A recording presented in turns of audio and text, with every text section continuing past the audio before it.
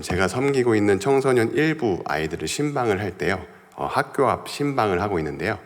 이 학교 신방이 뭐냐 하면 이 아이들이 학교 끝나는 시간에 맞춰서 학교 앞에서 기다리고 있다가요, 아이들을 만나면 이제 맛있는 걸 먹으면서 이런저런 얘기를 하는 것이거든요. 근데 요즘 바쁘다는 핑계로 한동안 못하고 있다가 어제 오랜만 금요일이죠. 오랜만에 부곡 중앙중학교 아이들을 만나러 학교 앞에 불시에 찾아갔습니다. 그랬더니 만나는 대부분의 아이들이 이 학원 때문에 시간이 없다고 하더라고요. 그러다가 겨우 2명 정도가 시간이 돼서 차에 태우고 그 친구들의 학교 친구 3명도 함께 차에 탔거든요. 근데 그 3명은 믿지 않는 친구들이었어요. 그리고 이제 출발하기 전에 아이들에게 뭐 먹을래? 라고 물어보니까 배는 안 고프다고 그래서 그러면 뭐 마시러 가자 하고 근처에 메가커피로 갔습니다. 그리고 이제 총 5명이 이제 키오스크 앞에서 마시고 싶은 걸 고르는데요. 과장을 조금 못해서 한 5분은 넘게 걸린 것 같습니다. 왜냐하면 뒤에 다른 손님들도 기다리고 있는데 보니까 메뉴의 카테고리 하나하나를 다 누르고 있더라고요. 그래서 커피, 디카페인, 음료, 디저트 세트 메뉴까지 전부 확인하는 거예요. 만약 저희 교회 아이들만 있었으면 빨리 고르라고 버럭을 했을 텐데 믿지 않는 친구들도 있어서 그냥 너네 결정장애 있니? 라고 상냥하게 물어봤거든요. 이 결정장애라는 말은 이 비하하는 말이 아니라 우리의 중요한 선택의 상황에서 쉽게 결정하지 못하고 망설이는 성향을 가리키는 신조어라는 거 아시죠? 네. 근데 혹시 이 자리에 계신 성도님들 중에서도 메뉴 앞에서 쉽게 결정을 내리지 못하는 분이 계신가요? 네, 나는 잘 모르겠다고 하시는 분들을 위해서 내가 결정장애인지 아닌지 자가 진단을 할 수 있는 사진이 있거든요. 네, 제가 지금부터 다른 2가지 사진을 보여드릴 텐데요. 5개만 보여드릴 테니까 이 2가지 중에 한 가지를 빠르게 한번 골라보십시오. 먼저 첫 번째는 콜라와 사이다입니다. 네, 고르셨나요? 네, 2번째는 카페라떼와 아메리카노. 3번째는 김치찌개와 된장찌개. 네, 4번째는 짜장과 짬뽕. 마지막 5번째는 정말 어려울 수 있습니다. 네, 물냉과 비냉. 네, 다 고르셨나요? 네.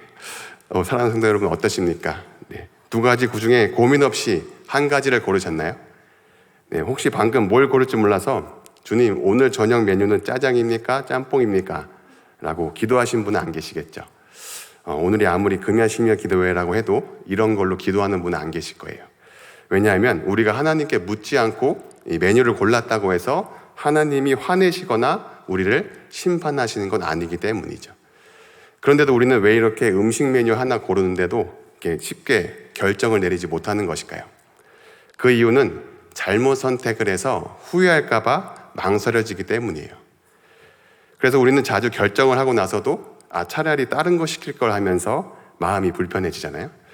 그런데 심리학에서는 이것을 전문 용어로 후회 회피라고 부르더라고요. 쉽게 말해서 후회할까 봐 아예 결정을 미루는 것이죠. 왜냐하면 예전에 내가 한 선택이 만족스럽지 않았거나 내가 한 결정으로 인해서 또 상처를 받지 않을까 두려워하기 때문이에요. 그런데 이런 마음은요, 단순히 식사 메뉴뿐만 아니라 우리의 인생의 중요한 선택에서도 똑같이 나타납니다. 나의 인생이라는 길 앞에 2 길이 놓여 있을 때 내가 더 좋은 걸 놓치면 어떡하지 하는 불안 때문에 아무것도 선택하지 못할 때가 있어요. 예를 들어서 우리가 대학이나 직장, 배우자를 고를 때면 긴 시간 심사숙고를 하게 되는데요. 왜냐하면 그 선택이 미칠 파장이 이 음식 메뉴와는 비교할 수 없을 만큼 크기 때문이죠. 그래서 우리는 어느 쪽이 나를 향한 하나님의 뜻인지 알고 싶어서 하나님께 기도하며 응답을 구하고 마음에 평안이 있는지를 살피면서 믿음의 선배들에게 조언까지 구하기도 합니다. 저도 결혼 전에 아내가 하나님이 예배하신 배우자가 맞는지, 그리고 신학을 시작하기 전에 정말 이 길이 하나님이 원하시는 길인지 하나님의 뜻을 묻기 위해서 기드온이 했던 양털 시험처럼 사인을 구하며 기도한 적이 있었는데요. 그때 제가 믿음이 없어서 그런지 하나님께서 이 사인을 구한 것에 모두 응답을 해주셨지만 대부분의 경우는 어떻습니까? 우리가 아무리 기도하고 성경을 열심히 찾아봐도 내 선택이 하나님의 뜻이라는 확신이 서지 않을 때가 있죠. 그런데 그런 상황에서 이 결정의 순간이 다가오면 우리는 마치 이정표 없는 큰 갈림길에서 다다른 이 나그네처럼 분명한 확신이 없이 선택을 내려야 할 때가 있어요. 그런데 여러분, 우리가 그런 선택을 했다고 해서 하나님이 너는 내 뜻을 어겼어라고 하시면서 우리를 벌하시거나 우리의 인생을 실패하게 만드시나요? 네, 아니죠. 네, 우리가 정말 하나님의 뜻에 불순종해서 죄를 짓거나 도덕적으로 잘못된 선택이 아니라면 하나님은 형벌로 응답하지 않으십니다. 다만 어떤 길에는 어려움이라는 훈련이 따를 수 있고 하나님은 그 속에서 선을 이루며 우리를 빚어가실 뿐이죠. 그리고 만약 그런 하나님이시라면 우리가 선택하는 데 있어서 힘들어하지 않도록 성경에 하나님의 뜻대로 선택하는 법을 기록하시거나 하나님의 뜻을 구하는 기도에 모두 응답해 주시겠죠. 그런데 여러분 그거 아시나요? 성경을 보면은요, 우리의 미래의 선택에 대한 하나님의 뜻보다 현재 우리가 어떻게 살아야 하는지에 대한 하나님의 뜻을 훨씬 더 많이 말씀하고 계시거든요. 정말 그런지 그 말씀들을 한번 읽어보겠습니다. 먼저 로마서 12장 2절 말씀입니다. 함께 읽겠습니다. 시작.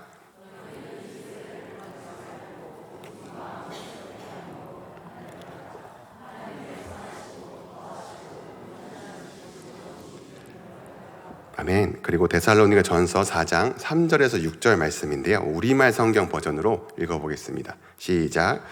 하나님의 뜻은 이것이니 여러분이 거룩하게 되는 것입니다. 곧 음행을 멀리하고 각기 거룩함과 존귀함으로 자기 아내를 취할 줄 알고 하나님을 모르는 이방 사람들처럼 욕정에 빠지지 말고 이런 일로 자기 형제를 해하거나 기만하지 말라는 것입니다. 이는 우리가 이미 여러분에게 말하고 엄히 경고한 대로 주께서는 이 모든 행위에 대해 징벌하는 분이시기 때문입니다. 그리고 마지막으로 우리가 가장 잘 아는 하나님의 뜻인 데살로니가 전서 5장 16절에서 18절 말씀을 함께 읽어보겠습니다. 시작. 항상 기뻐하라. 쉬지 말고 기도하라. 범사에 감사하라. 이것이 그리스도 예수 안에서 너희를 향하신 하나님의 뜻이니라. 아멘. 네, 그럼 이번에는 반대로 하나님께서 내일의 우리를 위해 예비해 두신 일에 대해서는 어떻게 말씀하실까요? 사실상 침묵에 가깝습니다. 그래서 야고보서 4장 13절에서 15절에 보면 앞날을 결정할 때 이 속단을 삼가라고 이렇게 권면하시거든요. 우리 그 말씀을 세 번역으로 읽어보겠습니다. 시작. 오늘이나 내일이나 어느 도시에 가서 1년 동안 거기에서 지내며 장사하여 돈을 벌겠다 하는 사람들이여 들으십시오. 여러분은 내일 일을 알지 못합니다. 여러분의 생명이 무엇입니까?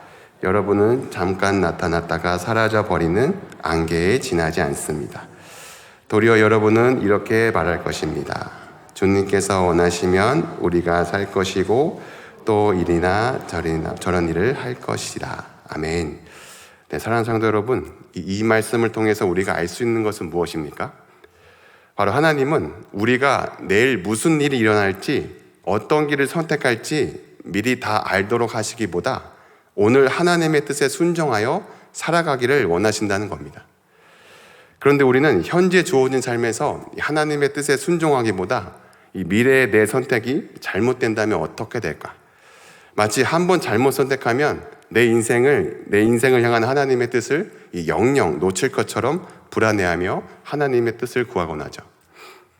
그리고 내가 선택한 일에 고난이 찾아오고 난간에 부딪히게 되면 이건 하나님의 뜻에 벗어나는 결정을 내렸기 때문이라고 이 결론을 지으면서 그때 더 기도해보고 결정할 걸, 또는 그때 다른 길을 선택했어야 했는데 라며 후회하고 한탄하며 하루하루를 보내게 되는 것이에요.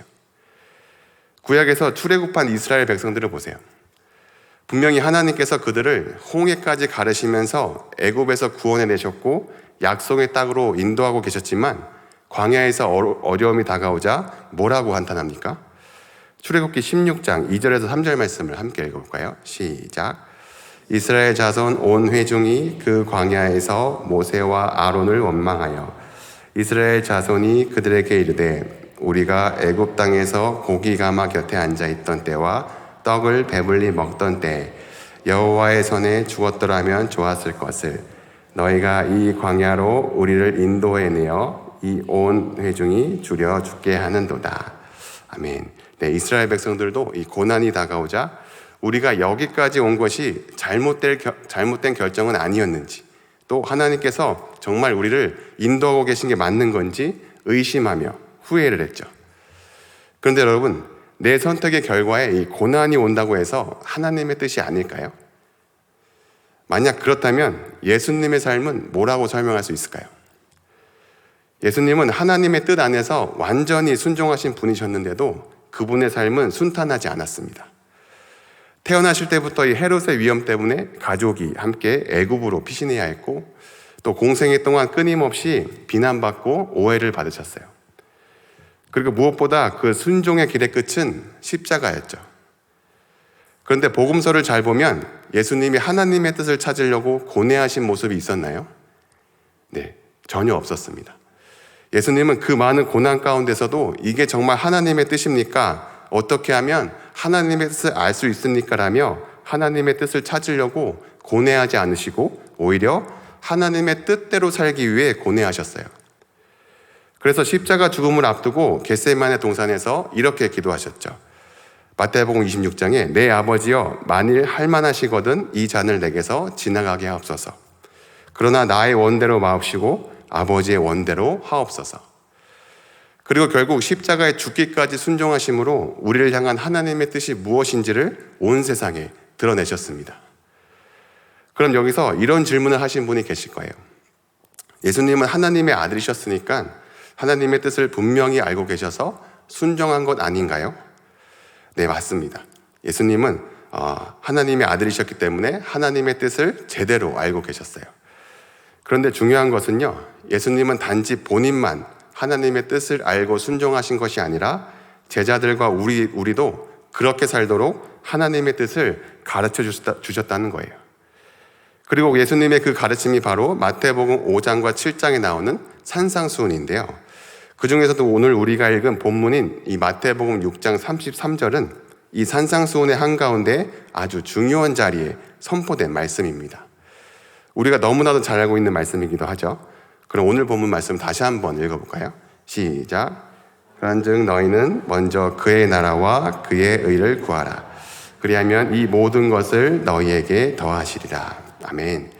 여기서 먼저라는 말은 단순히 순서상의 먼저가 아니라 무엇보다도 가장 중요하게라는 뜻을 가지고 있습니다. 즉 우리의 인생에서 가장 먼저 추구해야 하는 것이 돈도, 성공도, 안전도, 건강도 아니라 하나님의 나라와 하나님의 의라는 것이죠. 그렇다면 이 말씀에서 하나님의 나라는 무엇을 말하는 것일까요? 죽어서 가는 천국을 말하는 것일까요? 네, 아니죠. 여기서 나라라는 말은 왕이 다스리는 영역이니까 하나님의 나라는 하나님이 왕으로서 다스리시는 영역, 즉 하나님의 뜻이 이루어지고 있는 자리를 말하고 있는 거예요. 그러니까 하나님의 나라를 구한다는 것은 내가 원하는 대로 사는 것이 아니라 내 뜻을 내려놓고 하나님의 말씀과 인도하심을 따라 사는 것이 바로 하나님의 나라를 구하는 삶이라는 것입니다. 예를 들어서 내가 직장에서 이 억울한 일을 당했을 때 내 뜻은 당장 화내고 맞서 싸우고 싶은 마음이지만 이 하나님의 나라를 구하는 사람은 하나님이 지금도 이 상황에서도 다스리고 계신다는 믿음으로 내 감정을 주님께 맡기고 하나님이 기뻐하시는 방식으로 반응하는 거예요. 또 내 계획은 돈을 많이 벌고 더 편하게 사는 것일지라도 이 하나님의 나라를 구한 사람은 하나님이 제 인생이 편해지는 것보다 주님의 뜻, 제 삶에서 주님의 뜻이 이루어지길 원합니다라고 기도하면서 하나님께 순종하는 길을 선택하는 거예요. 그리고 가정에서도 이 배우자나 자녀와의 갈등이 생겼을 때 내 뜻대로 관계를 끊거나 회피하는 대신 하나님이 기뻐하시는 화해와 용서를 선택하는 것이 바로 하나님의 나라를 구하는 삶인 것이죠. 그런데 우리는 어떻습니까? 현재 우리에게 주어진 삶에서 하나님의 다스림을 받아들이기보다 이미 내가 결정해 놓은 선택에 대해 하나님께 동의만 구하는 기도를 할 때가 많죠. 예를 들어서 지금 잘 다니고 있는 직장에서 불만이 생기게 되면 조건도 좋고 연봉도 오르고 또 회사 분위기도 괜찮아 보이는 회사를 찾습니다. 그리고는 사실상 마음속으로 가야지 하고 정해놓고는 기도할 때는 하나님, 이 직장이 하나님의 뜻이면 문을 열어주시고 아니면 닫아주세요라고 기도합니다. 마치 제 선택이 맞다면 사인해주세요라고 기도하는 것과 같죠. 또 청년들 중에 마음속으로 좋아하는 사람이 있어서 그 사람과 꼭 결혼하고 싶은 마음이 들었을 때 우리는 어떻게 합니까? 이렇게 기도하죠. 하나님, 이 사람이 하나님의 뜻이라면 이 관계가 잘 이어지게 해주세요. 그리고 자신은 응답받았다고 하면서 상대방의 마음은 무시한 채 하나님이 너랑 결혼하래라고 말하는 사람들도 있죠. 이어서 오늘 본문에서 예수님께서 구하라고 하신 이 하나님의 의도 같은 맥락입니다. 여기서 말하는 의는 세상이 말하는 착한 일이나 내가 생각하는 기준이 아니라 하나님께서 보시기에 올바른 것, 즉 하나님이 기뻐하시는 상태를 말하는 거예요. 그래서 바리새인들처럼 겉으로만 보이는 이 종교적 행위나 이 사람들에게 칭찬받는 선행을 하는 것이 아니라 내 마음 깊은 곳까지 하나님 앞에 정직하고 올곧게 행동하는 것을 의미합니다. 그래서 마태복음 5장 22절에서 예수님이 예로 드신 것처럼 단순히 이 살인하지 말라라는 율법 조항을 지키는 수준이 아니라 형제를 미워하지 않는 마음을 갖는 것이고, 또 28절에서 간음하지 말라는 계명을 넘어서 음욕조차 품지 말라고 말씀하신 것이 바로 하나님의 의라는 것이죠. 그리고 오늘 본문에서 하나님의 나라와 하나님의 의를 먼저 구하면 무엇을 더하신다고 약속하십니까? 이 모든 것을 너희에게 더하시리라. 여기서 이 모든 것은 오늘 본문 바로 앞에 나오는 마태복음 6장 25절에서 32절까지 말씀하신 먹을 것, 마실 것, 입을 것, 내일에 대한 염려를 말하는데요.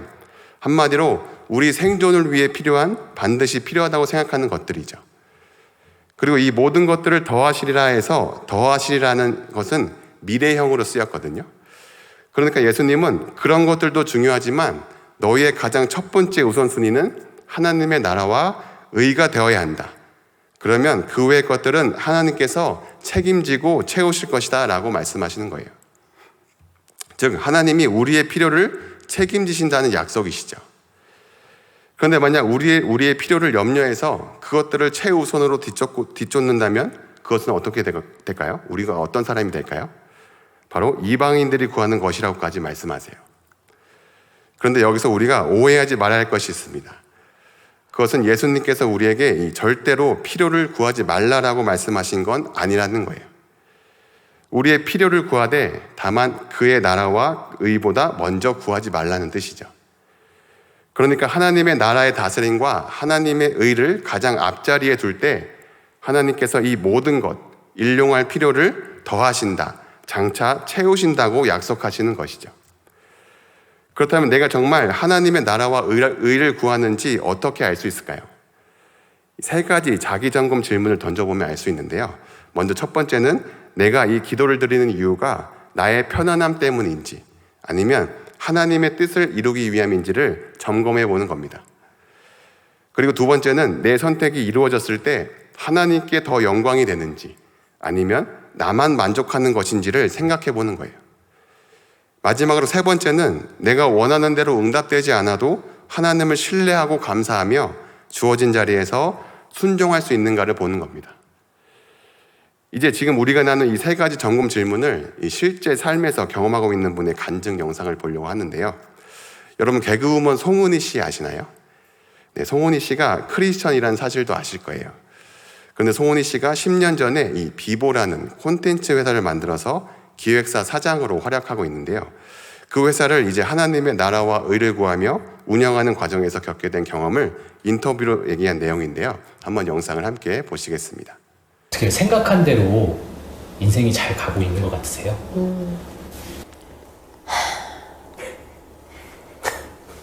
대답이 된 것 같은데요. 네, 생각한 대로 인생이 되면 너무 좋겠죠. 근데 날마다 제 속 안에서 전쟁이 있어요. 그렇기 때문에 그게 제일 힘든 것 같아요. 네. 근데 어찌됐거나 저는 제 바람이 있다면 하나님의 가치가 온전히 드러나는 회사가 되면 좋을 것 같아요. 그러니까 하나님의 성공 공식이, 하나님의 가치가 비보를 통해서 드러나는 회사가 되면 제일 좋겠다인데 사실은 세상의 공식은 그렇지 않죠. 그러니까 제 안에서 계속 싸움이 있죠. 많은 유혹도 있고 실질적으로 되게 힘든 것도 있어요. 제가 몰라서, 경험이 없어서 프로젝트를 크게 계획을 해도 갑자기 없어져요. 그리고 어떤 거는 생각지도 않았던 게 돼요. 이거를 누가 어떤 말로 할 수 있겠어요? 일단은 주어진 걸 열심히 하는 것밖에 못하는 거죠. 뭐가 길인지 모르고 어떤 게 뜻인지도 모르고 하니까 그냥 무식하게 열심히 하는 거예요. 사람들이 좀 요령껏 해라 이런 얘기도 하는데 요령 알면 요령껏 하겠어요. 근데 요령을 몰라요. 그냥 해. 뭐 길도 모르고 방식은 모르지만 끝은 알 것 같아요. 하나님이 정해놓으신 끝은 뭔지 알고 하나님이 제일 기뻐하시는 일이 뭔지는 아니까 그런 방향대로 비슷하게 가면 되지 않을까 이런 생각을 하는 거죠. 네, 사랑하는 성도 여러분, 이 하나님의 뜻에 대한 이 예수님의 가르침은 믿을 수 없을 만큼 단순합니다. 우리에게 우선순위를 바로 잡아서 내가 우선순위가 아니라 하나님의 나라와 의를 첫째에 놓으면 되는 거예요. 그리고 그 하나님의 뜻에 순종해서 그 시각으로 세상을 보게 되면 놀라운 자유가 생기게 됩니다.